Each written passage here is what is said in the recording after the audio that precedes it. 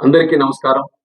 అయ్యప్ప స్వామి భక్తులు ముఖ్యంగా మన దక్షిణాది రాష్ట్రాల నుండి ఈ సమయంలో పెద్ద ఎత్తున మాల ధరించి పవిత్ర దీక్ష చేపట్టి శబరిమల వెళ్లి ఆ స్వామి వారిని దర్శనం చేసుకుంటారు. కిందటి సంవత్సరం కేంద్ర మంత్రిగా నేను బాధ్యతలు స్వీకరించిన తర్వాత విమానంలో ప్రయాణం చేసే అయ్యప్ప స్వామి భక్తుల సమస్యలు నా దృష్టికి వచ్చాయి. వెంటనే భక్తుల సౌకర్యార్థం మా సెక్యూరిటీ రూల్స్ లో మార్పులు చేసి విరుముడి నేరుగా తమతో పాటు తీసుకుని వెళ్లే విధానం, ఆ మార్పులు మేము తీసుకొని వచ్చాం. ఈ సంవత్సరం కూడా అదే విధంగా అయ్యప్ప స్వామి భక్తులు ప్రయాణం చేసేటప్పుడు వాళ్ళ తాలూకా విరుముడి నేరుగా వాళ్ళతో పాటే ఫ్లైట్ లో తీసుకొని వెళ్ళేటటువంటి సౌకర్యం మేము కల్పిస్తున్నాం. ఇది తక్షణం ఈ రోజు నుండి జనవరి 20 తేదీ వరకు అమల్లో ఉంటుంది. అంటే మండలం నుంచి మకర విలక్కు కాలం వరకు కూడా ఈ సౌకర్యం అయ్యప్ప స్వామి భక్తుల్ని దృష్టిలో పెట్టుకొని కల్పించడం జరుగుతుంది.